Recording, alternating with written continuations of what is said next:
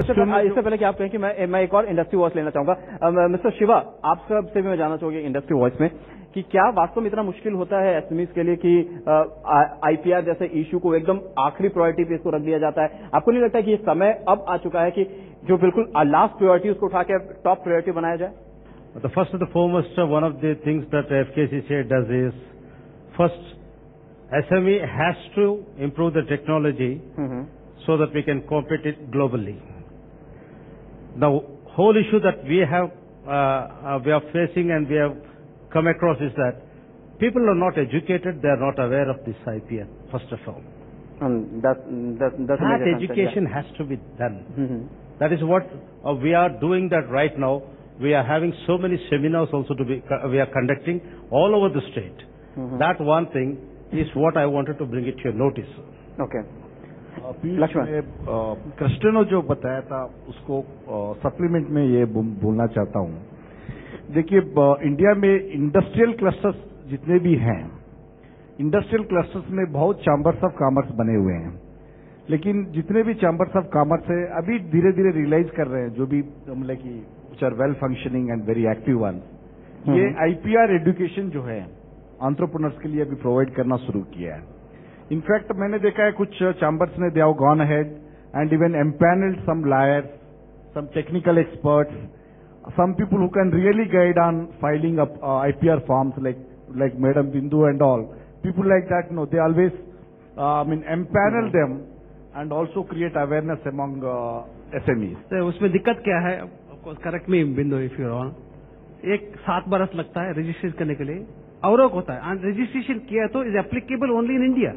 Let's take the reaction. आपकी बात सही है बिल्कुल। अगर आप इंडिया में अगर आपको पेटेंट ग्रांट हुआ है तो वो सिर्फ इंडिया में वैलिड है, और यूएस में कोई आपकी परमिशन के बिना उसको यूज कर सकता है। और वैसे भी patent gives you negative rights. जब आपको पेटेंट मिलता है तो लॉ ये नहीं कहता कि अब आप अपनी टेक्नोलॉजी यूज कर सकते हैं, ठीक है। लॉ ये कहता है कि अब आप थर्ड पार्टीज को प्रिवेंट कर सकते हैं आपकी टेक्नोलॉजी यूज करने के लिए। तो इसका मतलब ये है कि अगर सेलफोन में एक डिस्प्ले के लिए मेरे को पेटेंट मिला है तो इसका मतलब ये नहीं कि मैं सेलफोन मैन्युफैक्चर कर सकती हूँ, बिकॉज और कई फीचर्स होंगे सेलफोन एज अ प्रोडक्ट में जो कि बाकी कंपनीज ने पेटेंट किए होंगे, तो वो भी मुझे चेक करना जरूरी है when I manufacture a product की बाकी टेक्नोलॉजीज किस किस ने प्रोटेक्ट की हुई हैं। और इंडिया में जो रजिस्ट्रेशन हुई है किसी भी फॉर्म ऑफ आईपी की एक्सेप्ट कॉपीराइट, वो सिर्फ इंडिया में वैलिड है। यूएस में मैन्युफैक्चर हो सकती है। अगर आपको राइट्स यूएस में चाहिए तो आपको सेपरेटली फाइल करना पड़ता है। लेकिन even if technology is manufactured in US, nobody can import it in India because you have protection in India. Patent तो ठीक है, एक लंबा प्रोसेस है, उसको छोड़े। और हर कोई जरूरी निकल को अगर मुझे बिजनेस करना है तो मैं आते ही कोई नया पेटेंट फाइल करूं, नया इन्वेंशन करूं, ये भी कोई जरूरी नहीं है। डे टू डे लाइफ में हम, जैसे मैंने आपको एक छोटा सा एग्जांपल दिया कि जो मैंने आपको एग्जांपल दिया कि मेरे फैमिली से कि उन्होंने 20 साल से नाम इस्तेमाल कर रहे थे, उन्होंने ट्रेडमार्क रजिस्ट्रेशन खाली अपना नहीं कराया, उस ट्रेडमार्क को आज कोई और यूज कर रहा है। दिल्ली में आप देखिए तो हर दिल्ली के हर दूसरे नुक्कड़ में, हर दूसरे कोने में आपको you will find Agarwal sweet, और इसी तरीके से कई ऐसा है। तो ऐसे में डे टू डे लाइफ में मैं आपसे ये जानना चाहूंगा, डे टू डे लाइफ में जब हम जब बिजनेस करते हैं तो क्या क्या ऐसी चीजें हैं जिसको कि हमें इमीडिएटली प्रोटेक्ट कर लेनी चाहिए?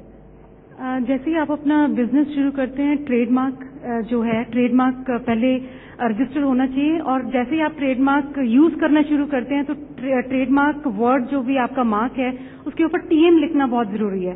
TM is a legal notice कि ये ट्रेडमार्क है। तो जब तक आपको सर्टिफिकेट नहीं मिलता रजिस्ट्री से, टीएम यूज करें, और जैसे ही आपको सर्टिफिकेट मिलता है आप आर यूज करें। जो भी आपकी वेबसाइट्स हैं कॉपीराइट प्रोटेक्टेड हैं तो उसमें आप कॉपीराइट का नोटिस जरूर डालें, क्योंकि copyright notice can be put even without registration. आपने इतने सारे एसोसिएशन को, इतने सारे चैम्बर्स को आपने रिप्रेजेंट किया है, क्या कभी इस तरीके का इनिशिएटिव आपने कभी देखा हो कि आपके एसोसिएशन में से अगर मान लीजिए 4000 मेंबर्स, उसमें से कुछ बहुत एक्टिव मेंबर्स हैं जो कि बहुत अच्छा काम कर रहे हैं, उनका आपको लगता है कि हाँ इनकी ये टेक्नोलॉजी है जिसको कि इन्हें प्रोटेक्ट करना चाहिए, या इनका ये प्रोसेस है इसे प्रोटेक्ट करना चाहिए, उसके लिए क्या चैम्बर लेवल पर भी उनको मदद दी जाती है या कभी दी गई है? हाँ, कर सकता है, क्योंकि अपना कर्नाटक गवर्नमेंट में ही है KCTU, Karnataka Council for Technical Upgradation. These people are helping registration for IPR.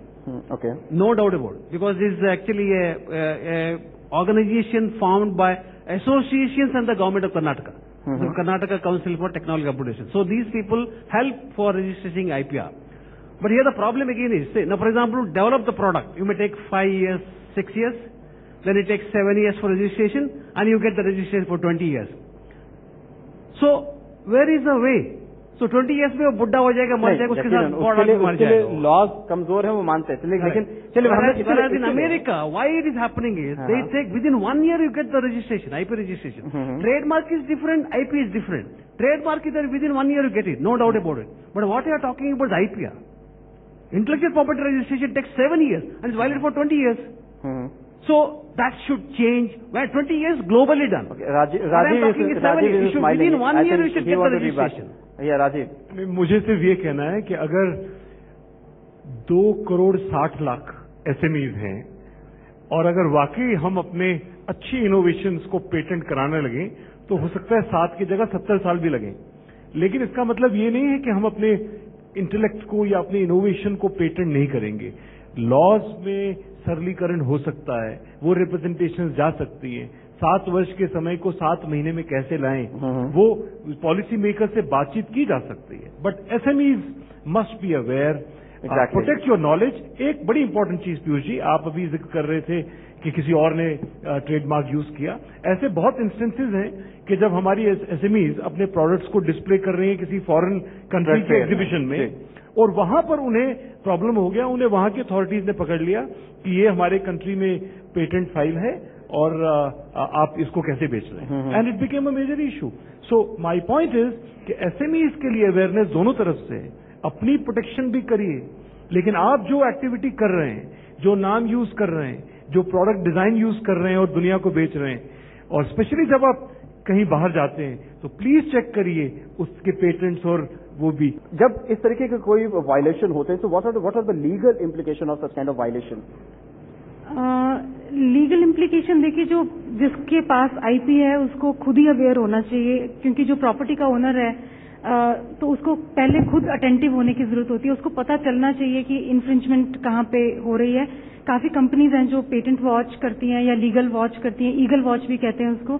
तो आपको बताएंगी वो कि कहाँ पे इन्फ्रिंजमेंट हो रही है. सेम प्रोडक्ट कोई और कंपनी बना रही है, then you can always compare that product with your product. अगर इन्फ्रिंजमेंट है तो फर्दर एक्शन लिया जा सकता है. And I mean typically the way people approach is एक लीगल नोटिस भेजा जाता है जिसके तहत कोई आउट ऑफ कोर्ट सेटलमेंट के लिए जाना चाहे, then you always have a legal procedure.